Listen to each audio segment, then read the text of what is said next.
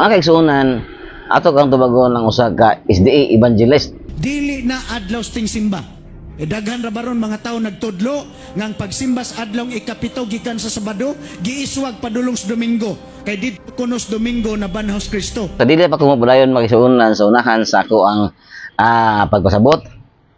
Palihog lang ko og suporta sa ako ang evangelization pinaagi sa pagtuslog sa subscribe button nga naa sa ubos aron maging updated mo kanunay sa akong mga videos nga akong ihatod kaninyo matag adlaw.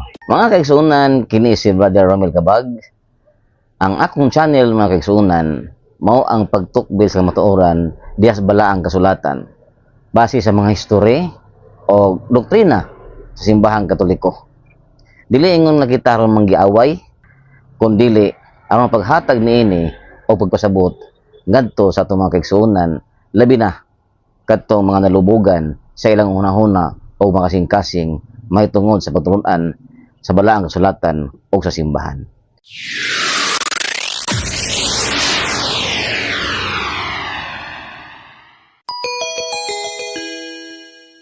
Mga kapatid, kung hindi pa kayo nakapag-subscribe sa aking channel, huwag kalimutang pindutin ang aking subscribe button, like and share para magiging updated kayo sa aking mga videos na ipaparating ko sa inyo araw-araw. Mga katotohanan laban sa mga kasinungalingan. So, sa iyang pamahayag mga kaigsuonan, admitar niya nga Domingo gyud na banhaw si Kristo. Paminaw nga to mga kaigsuonan. Sa adlaw Domingo, sakto ha? Domingo. Kanang Domingo adlaw sa pagkabanhaw sa Ginoo. Matod pa niya, tinuod yun nga Domingo na banhaw si Kristo. Pero matod pa niya, si Ginoong sa Kristo kuno matod pa niya, tinuod lagi daw nga Domingo si Kristo nga daw, pero dili kuno tigsimba, o dili kuno tigsimba ang Domingo. Dili na adlaw sting simba.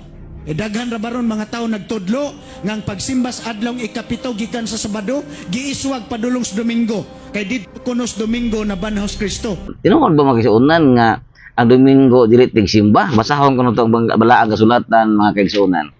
Diri sa San Mateo, Kapitulo 28, versikulo 1, kama 9, hangtod sa 17. Maingon diri mga kaigsuonan. Tapos sa adlaw nga igpapahulay, sa pagbanag-banag na sa buntag sa adlaw Domingo, si Maria Magdalena ug ang laing Maria nangadto aron pagtan-aw sa lubnganan. Unya kalit dihay kusog nga linog usa ka anghel sa Ginoo mikonsa gikan sa langit.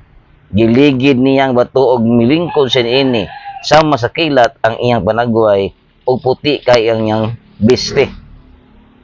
Nagurog ang mga gwardiya tungod sa nahilabihang kahadlok og nahimong daw mga patay. Unya ang anghel mingon sa mga babae, ayaw kamo kahadlok, nasayod ako nga nangita kamo kang Hesus nga gilansang sa krus. Wala na siya dinhi, nabanhaw siya, sumala gayod sa giingon. Sa 9, naingon din sa 9, unya sa kalit misugat si Hesus kanila og miingon, ang kalinaw mag-uban kaninyo. Miduol sila kaniya og mihikap sa iyang matiil og misimba kaniya. Malagi adlaw Domingo ang iyang mga tinun-an misimba man niya. Unya, Well, tinuod na nga si Kristo na banhaw sa Domingo, pero wala nagsulti ang Ginoo nga ibalhin natong pagsimba diri nas Domingo kay diri ko na banhaw. Wala mga kaigsuonan. Nagsulti lang ang Biblia nga nabanhaw siya Domingo, pero wala gibalhin ang pagsimba Sabado ngadto sa Domingo. sa dihang nagisulti siya sa imong tinuan mga kaigsuonan, nisugo si Kristo nga adto ang akong mga katawhan sa Galilea og suginli sila nga adto ako makikita nila. Kung atong basahon na pagkita nila mga kaigsuonan sa Galilea, gisimba siya sa imong tinuan og sa mga tawo. Kung basahon na tutiwas diri sa Kapitulo 16 hangtod sa 17 ingon, ang napulog usa ka tinun-an miadto sa Galilea didto sa bungtod nga adtuan kanila ni Hesus. Og sa ilang pagkakita kaniya, gisimba nila siya. Ay, matoy pa sa tigsuon, wala ko na uli ko na tigsisimba ang adlaw Domingo. Musa, baka ka na mga kaigsuonan. No?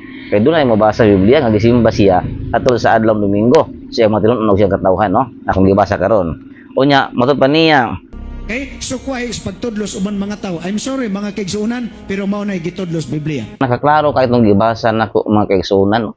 Ngayon siya nga, wala kang kulusulti ang Ginoo nga dili na sa Domingo ang isimba. Dili na adlaw ting simba. Daghan ra baron mga tao nagtudlo ngang pagsimbas adlaw ikapito gikan sa Sabado, giiswag padulong sa Domingo. Kay dito kunos Domingo na banhaw sa Kristo. Ato hinumduman mga kaigsuunan. Nga sa diyan si Yesu Kristo nabanhaw, wa na siya mobalik dito sa sinagoga aron magbantay o magtamod pa sa adlaw Sabado. Sama siya ng batasan, wala na siya mobalik dito. Nasama siya ng batasan niadto sa sinagoga. No, wala na siya mobalik dito. Kung siya gibuhat niya, dito siya nagpakita siya matinunan sulod sa usa ka lawak diin dito ya nagpakita ang iya dito siya nagpakita siya mga tinunan. Unsa man lang adlaw? Domingo. O di wala na ang adlaw Sabado, wala na si Jesu Kristo mobalik dito sa sinagoga. Buti pasabot nga si Kristo wala na niya tagaibili ang adlaw pagpahulay sa Sabado sa mga Hudiyo dito sa sinagoga diin katong adlaw Domingo siya nagpakita dito. Unya matud pa Nagsulti lang ang Biblia nga nabanhaw siya Domingo, pero wala ginagibalhin ang pagsimba Sabado ngadto sa Domingo. wala ko nagitudlo sa Biblia nga Domingo ang isisimba. Klaro kayo anang gibasa na ko ganina mga gisuon nga Domingo si Kristo gisimba siya mga tinunan, no? Unya Domingo pod si Kristo nagpakita og ang mga tinunan niya gisimba siya pinaagi sa pagpikas-pikas tinapay atol sa adlaw nga Domingo. Buhat kapitulo 20 versikulo 7 busa kanang Sabado mga igsuunan sa mga igsuunan dili na kana mosalir, wala na kana expired na kana tungod kay gibungkag na kana ni Jesu Kristo. San Juan kapitulo 5 versikulo 18. Daghang salamat sa inyong pagsunod sa akong video og magkita-kita ta sunod sa ako ang video program. Salamat.